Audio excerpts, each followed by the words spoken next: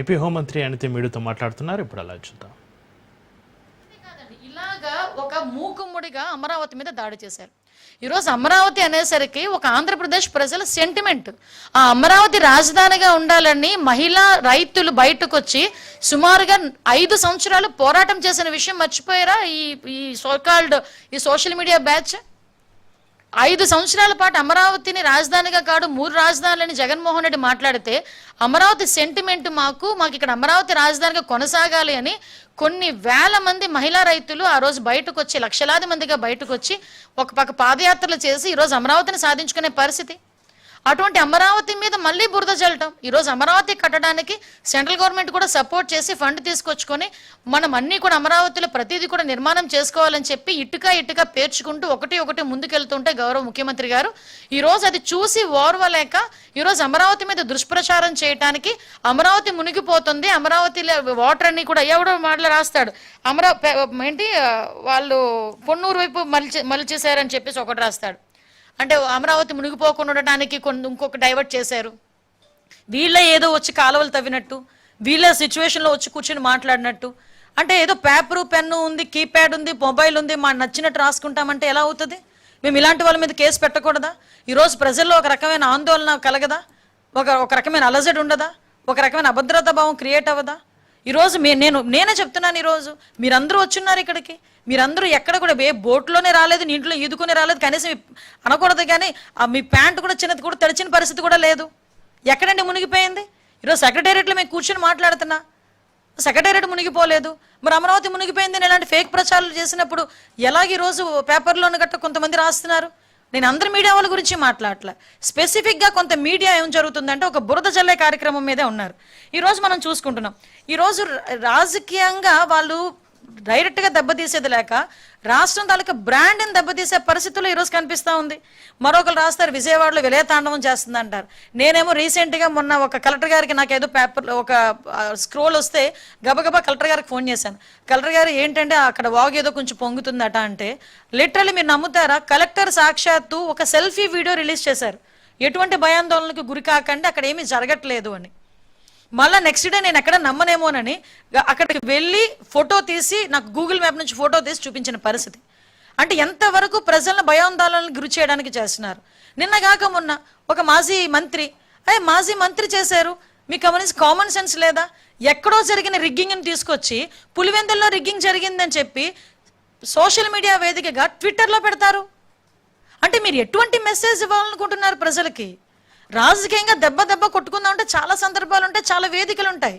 అంతే తప్పించి అవాస్తవాలని వాస్తవాలుగా చిత్రీకరించడానికి, ప్రజల్ని భయాందోళనకు గురి చేయడానికి మీరు పెట్టే పోస్టులు నిజంగా చెప్పాలంటే జాతీయ ద్రోహం కింద, రాజద్రోహం కింద మేము తీసుకోవాలి. ఈరోజు డెఫినెట్గా రాజద్రోహం కింద తీసుకోవాలి. ఆ రోజు మీరు ఏదో రఘురామకృష్ణరాజు గారి మీద పెట్టింది రాజద్రోహం కాదు, ఇది రాజద్రోహం. అంటే ఈరోజు గవర్నమెంట్ని అంటే ప్రజల్ని తప్పుదోవ పట్టించే విధంగా ఈరోజు మళ్ళీ మనం చూసామండి. ఈరోజు అదే వాళ్ళు ఏమన్నారు, అమరావతిని రక్షించడానికి డైవర్ట్ చేసి పొన్నూరు ముంచేశారని ఒకరు రాస్తారు. ఇంకొకరేమో ఎక్కడో ప్రకాశం బ్యారేజ్ గేట్లలో 70 గేట్లు 69 గేట్లు పనిచేస్తున్నాయి, 69 గేట్లు పనిచేస్తున్నాయి. ఆ ఒక్క గేటు కూడా ఎందుకు చిన్న రిపేర్ వచ్చిందో కూడా మీ అందరికీ కూడా తెలుసు. లాస్ట్ టైం ఆ పడవను పంపించిన పరిస్థితిలో, పడవ ఢీకొట్టిన పరిస్థితిలో చిన్న రిపేర్, అది కూడా పెద్ద రిపేర్ ఏం కాదు, వాటర్ ఫ్లో తగ్గిన తర్వాత ఆ గేట్ కూడా రిపేర్ చేస్తారు. అంటే 70 గేట్లలో 69 గేట్లు పనిచేస్తూ ఉంటే ప్రకాశం బ్యారేజ్ గేట్లు పనిచేయట్లేదని ఒకటి రాస్తాడు. ఏమనుకుంటారండి?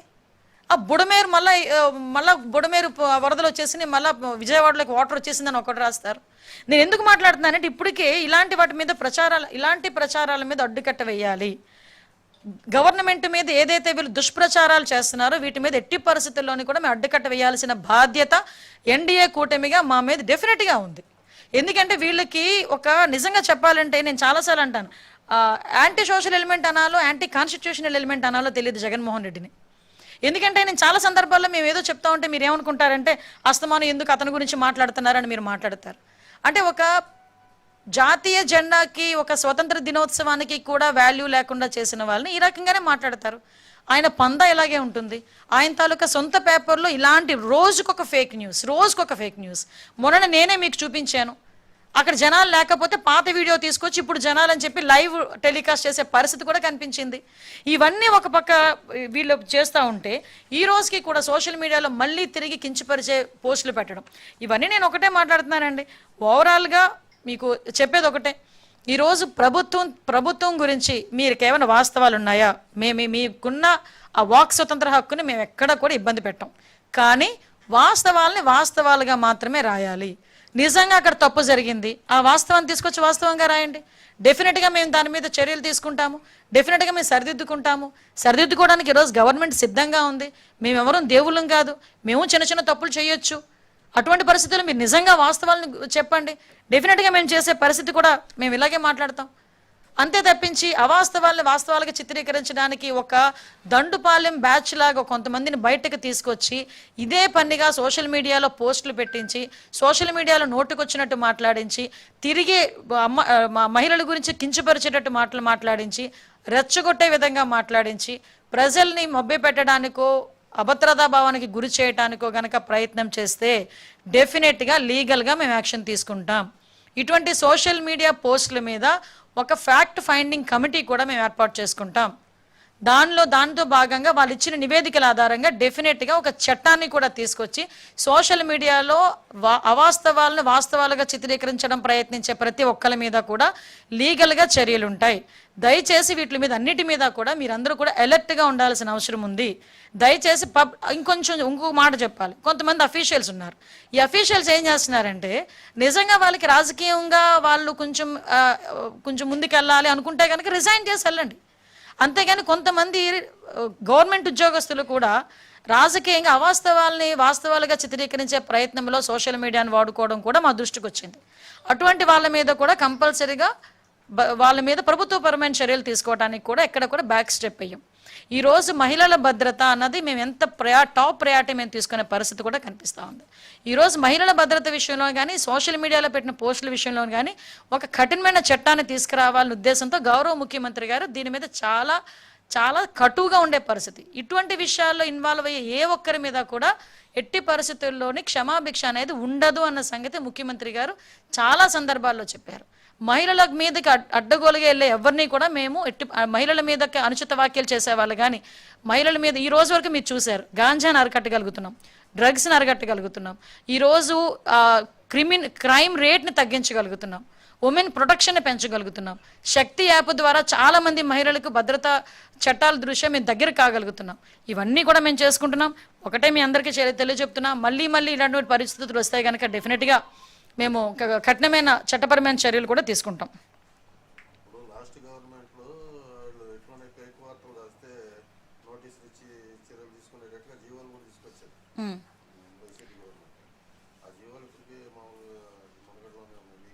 జీవోలు కాదండి సార్, చట్టమే తీసుకొస్తామండి. జీవోని అయితే ఈ రోజు మీరు ఉంచొచ్చు, రేపు మేము వేరే వాళ్ళు వచ్చిన తర్వాత జీవో క్యాన్సిల్ చేయొచ్చు. సో జీవోలు కాదండి, చట్టాన్నే తీసుకొస్తున్నాం. చట్టం తీసుకురావడానికి కూడా మేము రెడీగా ఉన్నాం.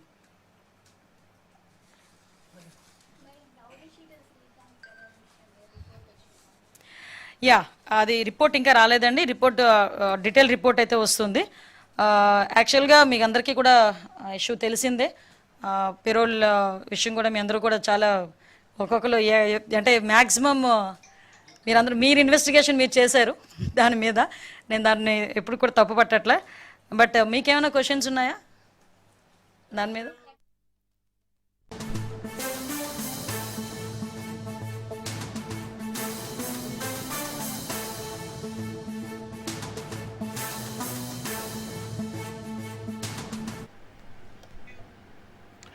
బ్రేకింగ్ చూస్తున్నాం. ఆసియా కప్ 2025కు భారత జట్టు ప్రకటించింది. బీసీసీఐ 15 మందితో జట్టును ప్రకటించింది. కెప్టెన్గా సూర్యకుమార్ యాదవ్, వైస్ కెప్టెన్గా శుభ్మన్ గిల్ను నియమించింది బీసీసీఐ. ఇక శివం దుబే, అక్షర్ పటేల్, జితేష్ శర్మ, బూమ్రా, హర్షదీప్ సింగ్, వరుణ్ చక్రవర్తి, కుల్దీప్ యాదవ్, సంజు శాంసన్, హర్షిత్ రాణా, రింకు సింగ్కు టీంలో చోటు కల్పించారు.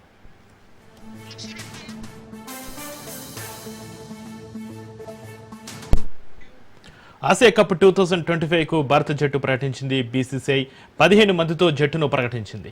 కెప్టెన్గా సూర్యకుమార్ యాదవ్, వైస్ కెప్టెన్గా శుభ్మన్ గిల్ను నియమించింది బీసీసీఐ. ఇక శివం దుబే, అక్షర్ పటేల్, జితేష్ శర్మ, బూమ్రా, హర్షదీప్ సింగ్, వరుణ్ చక్రవర్తి, కుల్దీప్ యాదవ్, సంజు శాంసన్, హర్షిత్ రాణా, రింకు సింగ్కు టీంలో చోటు కల్పించారు. సిద్దిపేట జిల్లా అక్బర్పేట భూంపల్లి మండల కేంద్రంలోని ఎమ్మెల్యే కొత్త ప్రభాకర్ రెడ్డి ఆధ్వర్యంలో రాస్తారోకో నిర్వహించారు. కాంగ్రెస్ ప్రభుత్వంపై బీఆర్ఎస్ ఎమ్మెల్యే కొత్త ప్రభాకర్ రెడ్డి ఆగ్రహం వ్యక్తం చేశారు. యూరియా పంపిణీ చేయడంలో నిర్లక్ష్యంగా వేరుస్తున్న కాంగ్రెస్ ప్రభుత్వానికి రాబోయే రోజుల్లో ఆ నాయకులకు యూరియా బస్తీలే ఉరికేయులు అవుతాయని దుబ్బాక ఎమ్మెల్యే కొత్త ప్రభాకర్ రెడ్డి ఘాటుగా విమర్శించారు. కాంగ్రెస్ రైతు వ్యతిరేక పార్టీ అని అంటున్న ఎమ్మెల్యే కొత్త ప్రభాకర్ రెడ్డితో మా ప్రతినిధి రాజు ఫేస్ టు ఫేస్. ఉమ్మడి జిల్లా వ్యాప్తంగా ఆధ్వర్యంలో రైతులు ధర్నా చేస్తున్నారు. ముఖ్యంగా భూంపల్లికి సంబంధించినటువంటి విషయంలో దుబ్బాక ఎమ్మెల్యే కొత్త ప్రభాకర్ రెడ్డి గారు ఇక్కడ ధర్నా చేస్తున్నారు. వారిని అడిగి తెలుసుకునే ప్రయత్నం చెప్పండి, ఏ విధంగా ఉంది రైతుల పరిస్థితి, రాబోయే రోజుల్లో మీరు ఎటువంటి ఉద్యమం బాట పట్టబోతున్నారు, అసలు యూరియా కొరతకు గల కారణం ఏంది, ప్రభుత్వ తప్పిదమా లేకపోతే ఇంకెవరిదైనా అధికారుల తప్పిదమా? 100% ఇలా రైతుల గురించి యూరియా గతంలో నేను ఎంపీ ఉన్న 2 సార్లు మేము వర్షాకాలం వచ్చిందంటే తెలంగాణకు ఎంత కోట రావాలి, ఎక్కడితో ఎవరితో మాట్లాడాలి, ఎట్లా యూరియా తీసుకురావాలని చెప్పి ఒక నెల రోజుల ముందే మేము ప్లాన్ చేసుకునేది.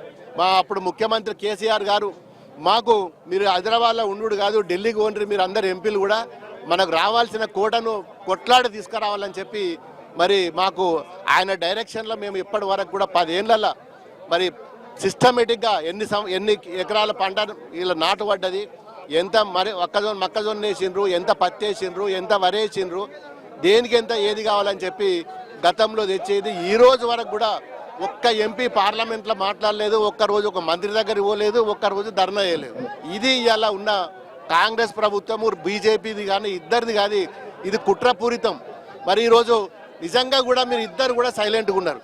మరి సైలెంట్గా ఉన్నప్పుడు మీరు ఇద్దరు కలిసే దోస్తాన్ చేసినప్పుడు మరి ఇలానేమో ఆంధ్రాలోనేమో బ్రహ్మాండంగా ఫర్టిలైజర్ వస్తుంది, తెలంగాణ ఏం పాపం చేసుకుంది, మరి ఆంధ్రాలోనేమో బీజేపీతో పొత్తు పెట్టుకున్నారు. ఇవాళనేమో మీరు లోపాయికారి పొత్తేమో మీరు బీజేపీతో ఉంటారు. మరి మసాలా సంచులు ఎందుకు రావట్లేదు? మరి మసాలా సంచుల గురించి మాట్లాడుండ్రి. ఇలా కలెక్టర్ చెప్తుంది సరిపడు యూరియా ఉన్నది జిల్లా వ్యాప్తంగా కూడా అని చెప్పి కలెక్టర్ చెప్తున్నది, అధికారులు చెప్తున్నారు, మంత్రులు చెప్తున్నారు. దీని మీద మీరు ఏమంటారు?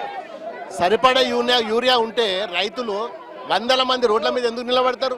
ఈ వర్షంలో ఎందుకు నిలబడతారు? వాళ్ళకి ఏమైనా గర్జు పట్టిందా? సరిపడా యూరియా లేదు కాబట్టే లారీలు రావట్లేదు కాబట్టే ఇవాళ రోడ్ల మీద నిలబడుతున్నారు. ఇవాళ మరి వాళ్ళు ఒక్కసారన్నా బయటకు వచ్చి ఏ మంత్రి అన్న వచ్చి ఏమన్నా రివ్యూ మీటింగ్ పెట్టిండా? ఇప్పటి వరకు ఎవరన్నా అడిగినరా? రైతుల గురించి ఒక్కరైనా కనీసం ఒక స్టేట్మెంట్ అని వస్తుందా? వాళ్ళ నాడు మాకు యూరియా సంచి వస్తుంది, యూరియా బ్యాగులు వస్తాయి, యూరియా లారీలు వస్తాయి అని చెప్పి ఏ ఒక్కరు కూడా పెట్టలేదు. కలెక్టర్ గారికి కానీ స్థానిక ఇన్ఛార్జ్ మంత్రులకు కానీ మీరు ఏం చెప్పబోతున్నారు? కలెక్టర్ గారికి అవగాహన లేదు, ఇన్ఛార్జ్ మంత్రులకు ఈ జిల్లా మీద అవగాహన లేదు. పక్క జిల్లాల నుంచి ఇన్ఛార్జ్ మంత్రులు ఇక్కడికి వస్తారు, వారికి జిల్లా మీద కానీ గ్రామాల మీద కానీ పట్టు ఉండదు. దయచేసి ఇక్కడ ఉన్న లోకల్ నాయకులు కానీ లోకల్ మంత్రులు కానీ లోకల్ ఉన్న అధికారులు కానీ వాళ్ళు సమీక్ష చేసుకొని నిజంగా గతంలో ఎందుకు రాలేదు, మరి ఇప్పుడు ఎందుకు వస్తున్నది, గతంలో ఎన్నడూ ఫర్టిలైజర్ ఎప్పుడైనా ప్రాబ్లం వచ్చిందా? గోడాములు కట్టి మేము గోడాములలో జమ చేసినాం తప్ప ఎప్పుడు కూడా ఏ ఒక్క రోజు కూడా రైతులకు ఇబ్బంది కలిగేలేదు. ఈడ స్థానిక నాయకులకు కావచ్చు లేకపోతే స్థానిక మంత్రులకు కావచ్చు మీరు ఏ విధంగా డిమాండ్ చేయబోతున్నారు, ఏ విధంగా వాళ్ళకి సూచన చేయబోతున్నారు? ఖచ్చితంగా రాబోయే రోజుల్లో మీ ఉద్యమం ఏ విధంగా ఉండబోతుంది? ఖచ్చితంగా మేము వాళ్ళను హెచ్చరిస్తున్నాం. మీరు వచ్చి పబ్లిక్లో తిరగండి, రైతుల దగ్గరికి పోండ్రి, వాళ్ళ కష్టాలు తెలుసుకోండి, లేకపోతే తిరగబడతారు. భవిష్యత్తులో మరి యూరియా సంచులు అనేది మీకు ఉరితాళ్ళు అయితే తప్ప మీల ప్రజలలో ఇప్పటికే కాంగ్రెస్ పార్టీ పూర్తిగా ఫెయిల్ అయిపోయింది. మరి ఈ రైతుల సమస్యలతోటి పూర్తిగా ఫెయిల్ అవుతుంది. ఇది ఇక్కడ పరిస్థితి. ఏదైతే మొత్తానికి చూసుకుంటే జిల్లా వ్యాప్తంగా కూడా ధర్నా జరుగుతూ ఉన్నది. ఖచ్చితంగా రాబోయే రోజుల్లో మేము హెచ్చరిస్తున్నాం. అవసరమైతే కాంగ్రెస్ నాయకుల ఇండ్లు కూడా ముట్టడిస్తాం, తద్వారా యూరియాను సాధిస్తాం. రైతులకు ఎట్టి పరిస్థితుల్లో యూరియా వచ్చేదాకా మా పోరాటం సాగుతుంది, మా ఉద్యమం కొనసాగుతుందని చెప్పి చెప్తున్న పరిస్థితి. ఇది ఇక్కడ పరిస్థితి. కెమెరా పర్సన్ ప్రవీణ్తో రాజ్ న్యూస్ భూంపల్లి నుంచి. యూరియా పంపిణీ చేయడంలో కాంగ్రెస్ ప్రభుత్వం నిర్లక్ష్యంగా వ్యవహరిస్తుందన్నారు దుబ్బాక ఎమ్మెల్యే కొత్త ప్రభాకర్ రెడ్డి. కాంగ్రెస్ మంత్రులకు అన్నదాతలను పట్టించుకోవడం లేదని ఆరోపించారు. సిద్దిపేట జిల్లా అక్బర్పేట భూపాలపల్లి మండల కేంద్రంలో ఎమ్మెల్యే కొత్త ప్రభాకర్ రెడ్డి ఆధ్వర్యంలో రాస్తారోకో నిర్వహించారు. దుబ్బాక నియోజకవర్గంలోని వివిధ మండలాల నుంచి పెద్ద ఎత్తున బీఆర్ఎస్ నాయకులు తరలి వచ్చి రాస్తారోకో చేయడంతో వాహనాలు భారీగా నిలిచిపోయాయి.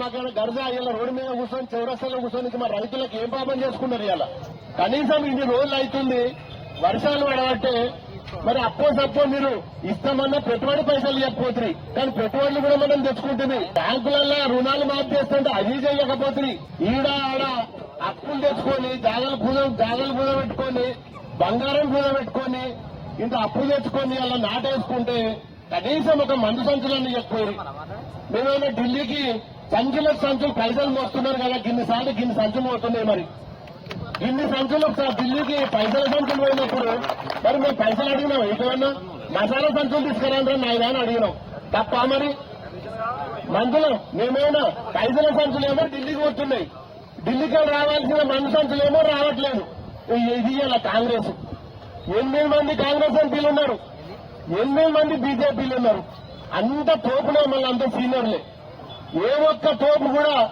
ఒక్కరోజన్నా కనీసం ఒక జిల్లాకు పోయి ఇవాళ కనీసం రైతుల గురించి పట్టించుకునే నాయకుడు ఉన్నాడు అయ్యాల పెద్ద గడ్డాలు మిసాలు పెంచుకొని నిన్నొక ఆయననేమో మన కోపానికి వచ్చిండు ప్రభాకర్ రెడ్డి తోటి ఏమైపోయినా ఇంటికి కూడా దిక్కలేడంటాడు ఆయన గది ఆయన పరిస్థితి ఆయన నోరు తెరిస్తే పచ్చి బూతులు ఇలా మాకు మేము నమ్ముకున్న భూమి మీదనే బతుకుతున్నాం ఇవాళ మాకేమి ఇక్కడ కంపెనీలు లేవు ఫ్యాక్టరీలు లేవు ఉన్నోళ్ళందరూ రైతులు ఇక్కడ రైతులను పట్టుకోకపోతే మీరు ఆఖరికి యూరియా బస్తానే మీకు ఉరితాడైతే బిడ్డ అని చెప్తున్నా నేను యూరియా బస్తా కాంగ్రెస్ మెడలకు ఉరితాడైతే రాసి పెట్టుకోండి బిడ్డ మీరు ఇవాళ జూబ్లీహిల్స్ చెక్ పోస్టుకు వెళ్లే రోడ్లో కేబీఆర్ పార్క్ వద్ద వాటర్ లాగింగ్ పాయింట్ను మంత్రి పొన్నం ప్రభాకర్ పరిశీలించారు. కేబీఆర్ పార్క్లో ఉన్న చెరువు నిండడంతో వర్షం నీరు రోడ్డుపైకి వచ్చింది. దీంతో ఎన్టీఆర్ భవన్ నుంచి జూబ్లీహిల్స్ చెక్ పోస్టు వెళ్లే మార్గంలో వాహనదారులకు ట్రాఫిక్ ఇబ్బందులు తలెత్తుతున్నాయి. వాటర్ నిల్వ లేకుండా అండర్ గ్రౌండ్ డ్రైనేజ్ ద్వారా నీళ్లు వెళ్లేలా తగిన చర్యలు తీసుకోవాలని జీహెచ్ఎంసీ అధికారులను మంత్రి పొన్నం ఆదేశించారు. చెరువు నుంచి వచ్చిన నీరు రోడ్డుపైకి రాకుండా నేరుగా నాలాలోకి వెళ్లేలా పనులు ప్రారంభించాలని ఆదేశించారు.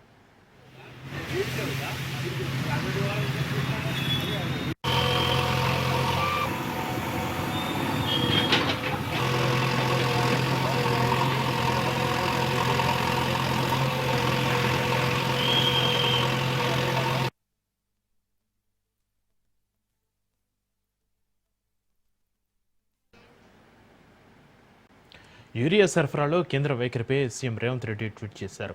యూరియా సరఫరా చేయకుండా వివక్ష చూపుతున్నారన్నారు. టీ కాంగ్రెస్ ఎంపీలతో గొంతు కలిపి రైతు పక్షాన పోరాడిన ప్రియాంక గాంధీకి ధన్యవాదాలు తెలిపారు సీఎం.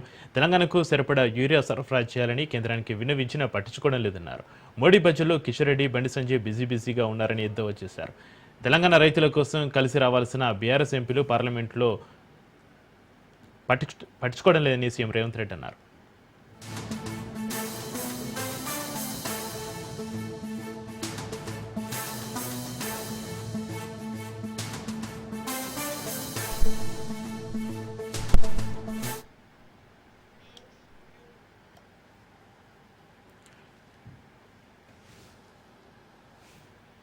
యూరియా సరఫరాలో కేంద్ర వైఖరిపై సీఎం రేవంత్ రెడ్డి ట్వీట్ చేశారు. యూరియా సరఫరా చేయకుండా వివక్ష చూపుతున్నారన్నారు. టీ కాంగ్రెస్ ఎంపీలతో గొంతు కలిపి రైతుల పక్షాన పోరాడిన ప్రియాంక గాంధీకి ధన్యవాదాలు తెలిపారు సీఎం. తెలంగాణకు సరిపడా యూరియా సరఫరా చేయాలని కేంద్రానికి విన్నవించినా పట్టించుకోవడం లేదన్నారు.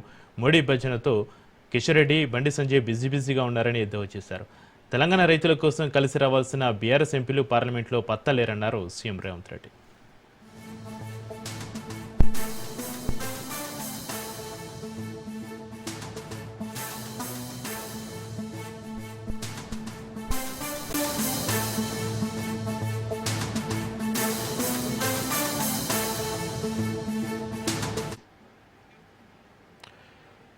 ఇండియా కూటమి సంచలన నిర్ణయం తీసుకుంది. ఉపరాష్ట్రపతి ఎన్నికలకు ప్రధాని నరేంద్ర మోడీ ఎన్డీఏ ఉపరాష్ట్రపతి అభ్యర్థి సిపి రాధాకృష్ణన్కు మద్దతు ఇవ్వాలని ప్రతిపక్షాలను కోరినప్పటికీ తమ తరపున అభ్యర్థిని బరిలోకి దింపారు.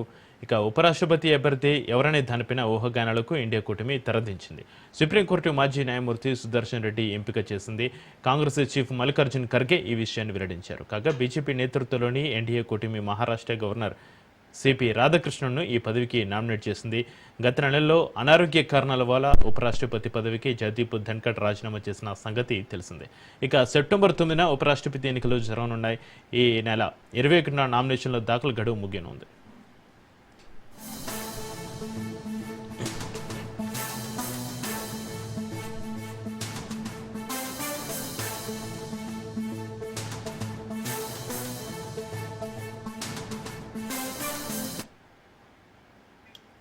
Justice B Sudarshan Reddy 1946 July 8న రంగారెడ్డి జిల్లా ఆకుల మైలారం గ్రామంలో వ్యవసాయ కుటుంబంలో జన్మించారు. హైదరాబాద్లో చదువుకున్నారు. ఉస్మానియా విశ్వవిద్యాలయం నుంచి 1971లో న్యాయశాస్త్రంలో పట్టా పొందారు. 1971 డిసెంబర్ 27న ఆంధ్రప్రదేశ్ బార్ కౌన్సిల్లో న్యాయవాదిగా నమోదయ్యారు. ఆంధ్రప్రదేశ్ హైకోర్టులో సివిల్ రాజ్యాంగ సంహిత కేసులను ప్రాక్టీస్ చేశారు. ఇక 1988లో హైకోర్టులో ప్రభుత్వ ప్లీడర్గా, ఆ తర్వాత కేంద్ర ప్రభుత్వ అదనపు స్టాండింగ్ కౌన్సిల్గా పనిచేశారు. 1993లో ఆంధ్రప్రదేశ్ హైకోర్టు న్యాయవాదుల సంఘం అధ్యక్షుడిగా ఎన్నికయ్యారు. 1993 మే 2న ఆంధ్రప్రదేశ్ హైకోర్టుకు అదనపు న్యాయమూర్తిగా నియమితులయ్యారు. 2005 డిసెంబర్ 5న గౌహతి హైకోర్టు ప్రధాన న్యాయమూర్తిగా నియమితులయ్యారు. 2007 జనవరి 12న భారత సుప్రీంకోర్టు న్యాయమూర్తిగా పదోన్నతి పొందారు. 2011 జూలై 8న సుప్రీంకోర్టు న్యాయమూర్తిగా పదవీ విరమణ చేశారు. 2013 మార్చిలో గోవా మొదటి లోకాయుక్త బాధ్యతలు స్వీకరించారు. కానీ వ్యక్తిగత కారణాల వల్ల అదే సంవత్సరం అక్టోబర్లో రాజీనామా చేశారు.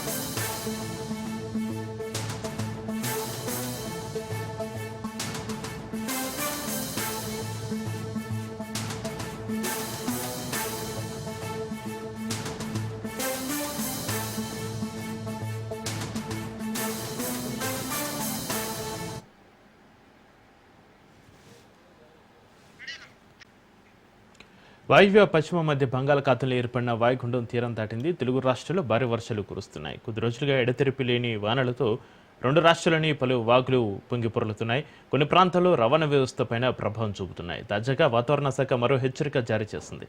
బంగాళాఖాతంలో మరో అల్పపీడనం ఏర్పడే అవకాశం ఉందని వెల్లడించింది. పలు ప్రాంతాల్లో రెడ్ అలర్ట్ జారీ చేసింది. ఇక కుండపోత వర్షాలతో అప్రమత్తంగా ఉండాలని సూచించింది.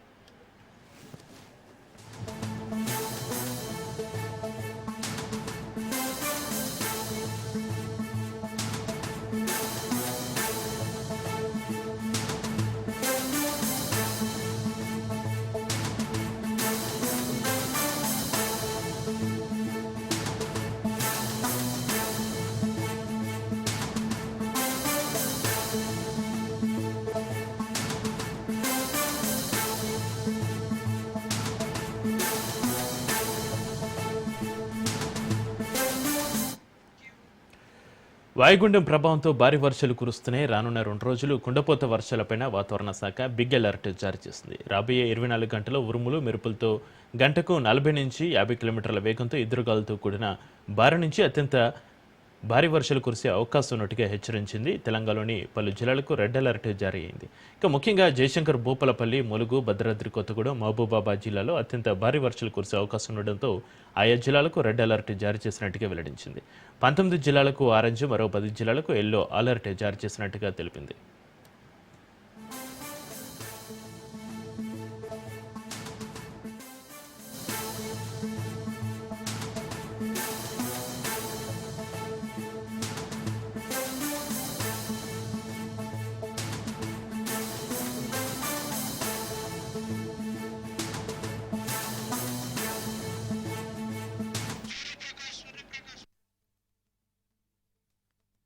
పశ్చిమ మధ్య బంగాళాఖాతంలో ఏర్పడిన వాయు గుండం తీరం దాటింది. తెలుగు రాష్ట్రాల్లో భారీ వర్షాలు కురుస్తున్నాయి. కొద్ది రోజులుగా ఎడతెరిపి లేని వానలతో 2 రాష్ట్రాల్లోని పలు వాగులు పొంగి పొరలుతున్నాయి. కొన్ని ప్రాంతాల్లో రవాణా వ్యవస్థ పైన ప్రభావం చూపుతున్నాయి. తాజాగా వాతావరణ శాఖ మరో హెచ్చరిక జారీ చేసింది. బంగాళాఖాతంలో మరో అల్పపీడనం ఏర్పడే అవకాశం ఉందని వెల్లడించింది. పలు ప్రాంతాలకి రెడ్ అలర్ట్ కూడా జారీ చేసింది. కుండపోత వర్షాలతో అప్రమత్తంగా ఉండాలని సూచించింది. వాయుగుండం ప్రభావంతో భారీ వర్షాలకు సంబంధించి మరింత సమాచారాన్ని మా ప్రతినిధి సూర్యప్రకాష్ ఫోన్ లైన్ అందిస్తారు. సూర్యప్రకాష్. ఎస్ చక్రి దాదాపు తీరం దాటిన వాయుగుండంగా మారడం అయితే జరిగింది. ఒడిశా తీరంలో అయితే ఏదైతే బంగాళాఖాతంలో ఏర్పడిన అల్పపీడనం సంబంధించిందో అది ఒడిశా తీరంలో అయితే వాయుగుండం కాస్త తీరం దాటడమే జరిగింది. ప్రస్తుతం ఒడిశా గోపాల్పురం వద్ద తీరం దాటిన వాయుగుండం తెలుగు రాష్ట్రాల్లో అయితే కొండపోతగా అయితే వానలు కురిసే అవకాశం ఉంటుంది. ఏపీలో కోస్తా జిల్లాల్లో భారీ వర్షాలు, తీరం వెంబడి 40 నుండి 60 కిలోమీటర్ల వేగంతో ఎదురుగాలు వీస్తాయని అయితే వాతావరణ శాఖ అధికారులు అయితే తెలియజేశారు. ఈ రోజు ఉదయం ఉత్తరాంధ్ర దక్షిణ ఒడిశా తీరాల మధ్య ఈ గోపాల్పూర్ సమీపంలో ఈ వాయుగుండం అయితే తీరం దాటడం జరగడంతో అయితే దాదాపు దక్షిణ ఒడిశా, దక్షిణ ఛత్తీస్గఢ్ మీదుగా అయితే మొత్తం వాయువ్య దిశగా కదులుతున్న రాగల 6 గంటలలో అయితే బలహీన పడే అవకాశం అయితే ఉంటుంది. దీని ప్రభావంతో అయితే ఇవాళ రేపు కోస్తా జిల్లాతో పాటు ఉత్తరాంధ్ర పరిసర ప్రాంతాల్లో అయితే భారీ ఎత్తున వర్షాలు కురిసే అవకాశం ఉంటుందనే విషయాన్ని అయితే వాతావరణ శాఖ అధికారులు అయితే తెలియజేస్తున్నారు.